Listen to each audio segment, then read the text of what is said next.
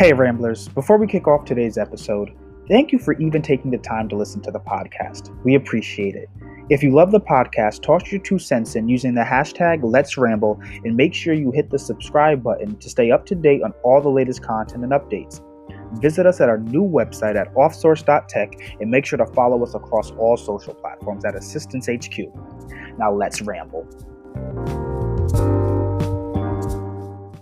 And now, a moment from our sponsor.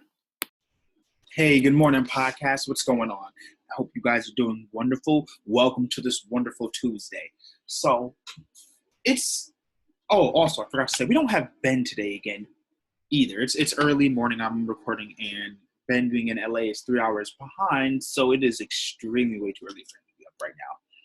So, I want you guys to think for a second, because this is going to be a podcast that I would love to hear your thoughts on, because I've been having these thoughts, and I want to think, what do you think you should go to school for? Because I agree that you guys know that I think college is a scam. However, I really would like to know, what do you think college isn't a scam for? Now, obviously, you've heard me say things like being a lawyer or being a doctor, but what other upside would you consider for college? Because their education is necessary, and college is still a large bar or a metric for a lot of companies.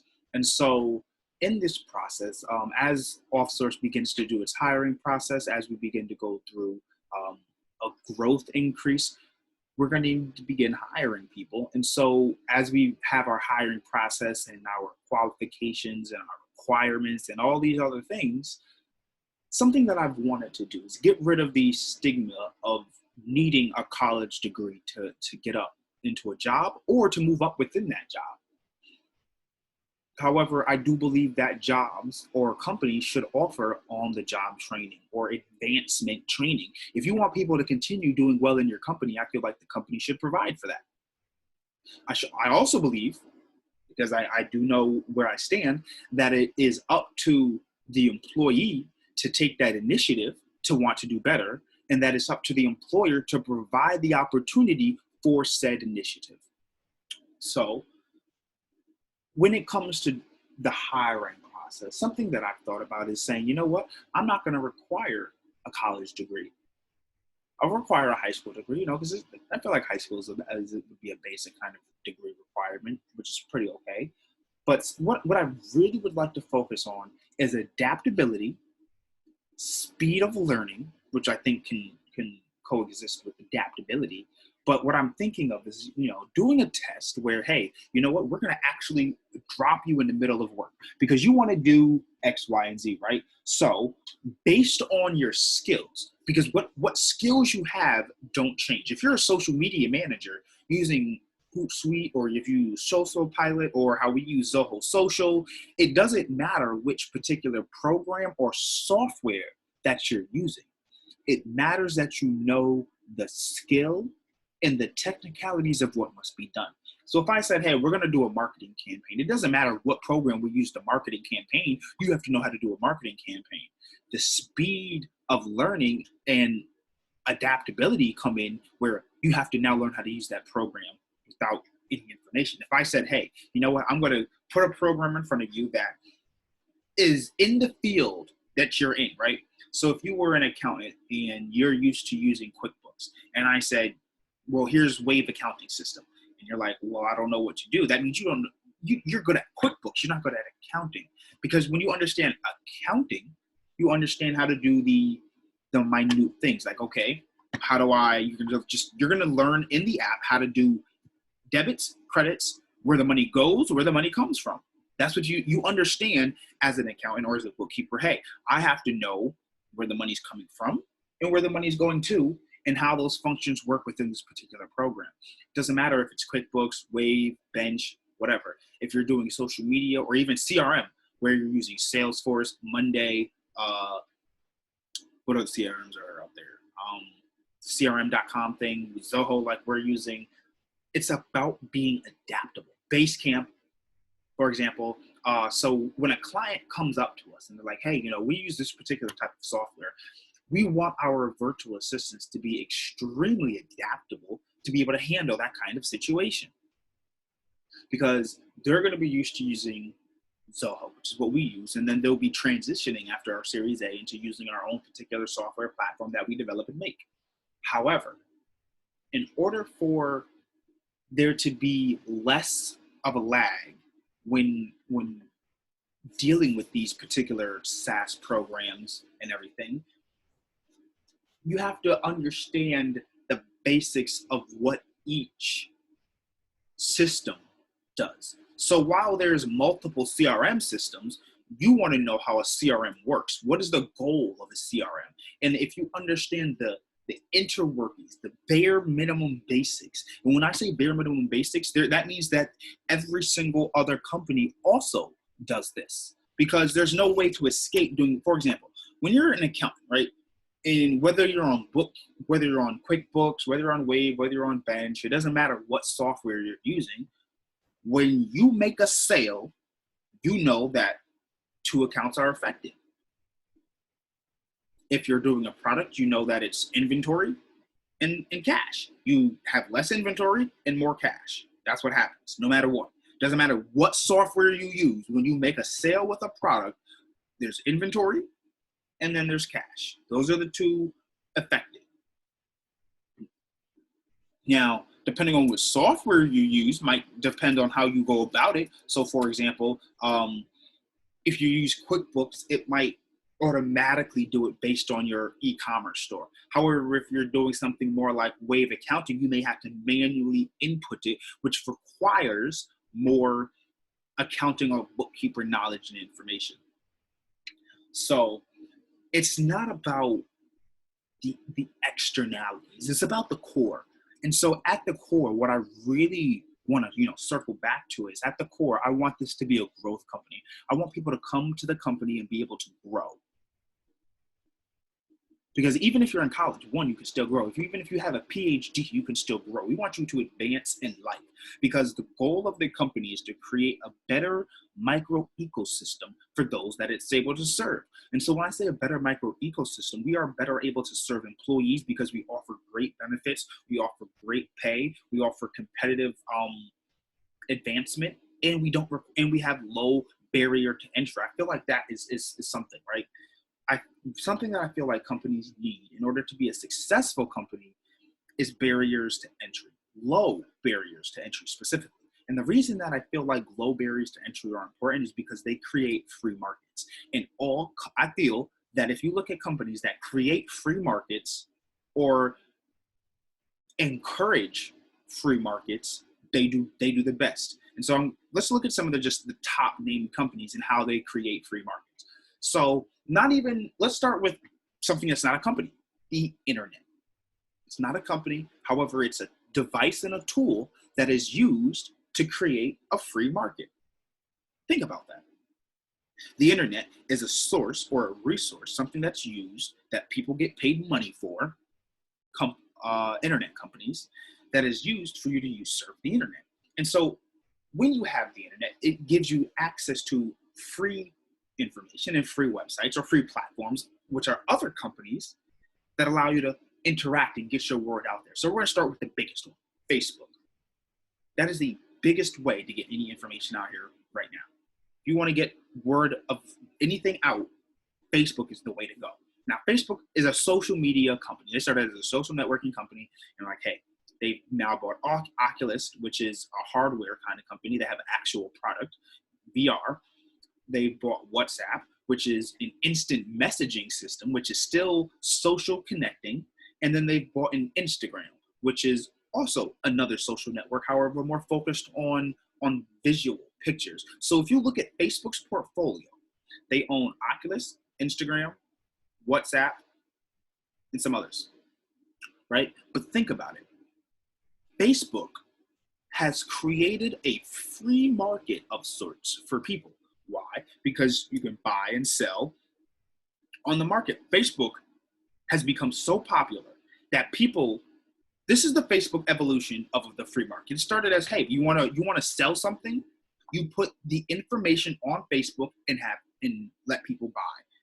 Then they said, you know what, we can create groups. So what if we create groups specifically for people to buy and sell? So then a bunch of groups started popping up. There was a phase, especially when I was in high school, like, but I think my entire high school phase, my entire high school phase, because right after I graduated high school, Facebook opted to develop their own Facebook marketplace, which shows you how keen Facebook was to catching on to something like this. And this is the importance of the free market. People needed a place to buy and sell used items on the internet without going through eBay. So what is the fastest way? I have 5,000 friends on my Facebook. And so because it's a local market, usually, and it's like, okay, these 5,000 people have some connection to me, even if it's through another person, even if it's, I don't know this person and I've just been following them on social media. I recognize this particular person because they're on my social media. So it would be smarter for me to say, hey guys, I have this particular item for sale, who wants to buy it? So what people did was they created a Facebook group and they're like, hey, if you want to buy and sell something, you can come here. And so what that did was people that wanted to buy stuff for inexpensive prices. So people that shop at Goodwill, people that shop at Savers. If you've bought something off of Facebook Marketplace, you are someone that would shop at Goodwill, Savers, and a secondhand thrift store. Why? Because all Facebook Marketplace is a secondhand thrift store. A marketplace of sorts, if you will. You understand what I'm saying now? So it's created a free marketplace. So Facebook said, you know what, we're going to create our own market. You know what? We'll give you guys what you want. We actually make a marketplace section. Facebook is a dominant company. Instagram, dominant company. Something of free platform. Started off as pictures, right? Then during my high school years, you get the wave of people trying to be Instagram models and Instagram celebrities and Instagram famous. And you hear this word, Instagram action. So you hear Instagram and then you're either a model, a celebrity, a star, an influencer, but Instagram. So it's created a marketplace of sorts for people who wish to buy and sell their entertainment. So that's why Instagram is now high worth, because guess what? If you're an Instagram model now, it actually pays. So when the platform started, it created a free marketplace for people to express their product or service and for other people to then purchase or view that product or service or even entertainment. Instagram rappers, SoundCloud rappers, that's actually going to be next. And so while these companies originally started and had a foothold in a particular place, the social network, they created a free market of sorts. And so then you look at SoundCloud. That's not even a social network, if you will, but it was started as like a social music network. Like, hey, you know, people that share and like to listen to underground music of the same people, we can do that. But it created a platform for people to have a marketplace of what they would like. And this example, especially for big name companies, Amazon started out as a bookstore, and now they're an A to Z store. However, not only are they an A to Z store, but you as a personal person can go onto Amazon and sell your products. And so Amazon, that has all of these millions of visitors per month or even per day, you have access to it. And so companies thrive when its user base has the ability to also profit. And that's what I mean by a free marketplace of sorts. When your company provides other people for a way to make money, your company does so much better. For example, look at how Cash App blew up. Now, Cash App, I believe, is a PayPal company, but look at the brand of what Cash App is and how fast it blew up. Why? Because $5 referrals. Again, during my high school wave, a lot of these money transfer apps like Venmo, Cash App became extremely popular because they had the ability to instant send money. And if you could get someone else to sign up, you had $5. So if I could make $5 by sending it to 5 people and then delete the app, I don't even have to keep the app, right? But think about that. Think of it like this. we're going to spread the word by people telling other people. So if you refer someone, you get $5 and the other person gets $5. Whoa, that's a win-win. I get $5 and the other person gets $5. However, the only way to actually get that $5 is if someone else signs up. So you're going to go convince a bunch of people to sign up, not realizing that those 5 people, in order to get their $5, have to go get people to sign up. So it's a continuous wave of like, hey, if I can get people to sign up, and I can get my $5, I can make 10, 15, 20 bucks, use it, transfer it to my account, and be out. But it created a way for people to create money, which is why it boomed. And unfortunately, even now, scams. People do these Cash App scams. It's a way for people to make money, which is a reason for people to continue using the app. If there's a benefit to someone using your service or your app, then you're going to stay in business. Yeah, if there's a benefit outside of what the app does, right? Because expectation is the only, the people have bare minimum when it comes to rating. If you give them exactly what they expect, that's a 5. Nothing more, nothing less. You did nothing out of the ordinary to earn 5 stars, other than what you were expected to do. So what the goal should be is 5 stars plus a review. And what is a review? A review means I loved it so much that I had to not only let you know that it's 5 stars, I had to tell you verbally how excited I was to use this particular service. And so when you're a company that is trying to push out a service or a product, think about, in longevity, in perpetuity, the people affected by your company. How are they affected? What is the course of action that they can take after they are affected? And so what I want OffSource to do and be is a free market of sorts. I want other people to become virtual assistants, because those virtual assistants can then go and help other small businesses. And so the cycle goes, OffSource helps employees. We hire employees, we help them, we train them, we give them benefits, we give them a good quality of living. That's our product. Our product is employees. So we provide a high quality standard of living for our employees. So because we take care of our employees then are going to take care of our customers. And so because our customers are so ecstatic that they're being taken care of at this, they're going to go then tell their other business people. And the employees will go tell other people how good it is for them to work there. And so even if someone else isn't going to work there, they might spread that news to someone else. So it makes the cost of hiring easier and the spread of mouth easier. So the goal should be to bring extra value. And the extra value that is brought is money in other people's pockets. If your company can inadvertently put money in people's pockets, it will go far.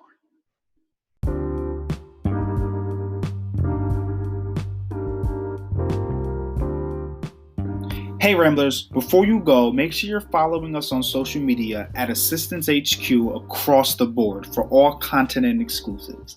And for an even more personal touch, subscribe to our weekly newsletter with the link in the description.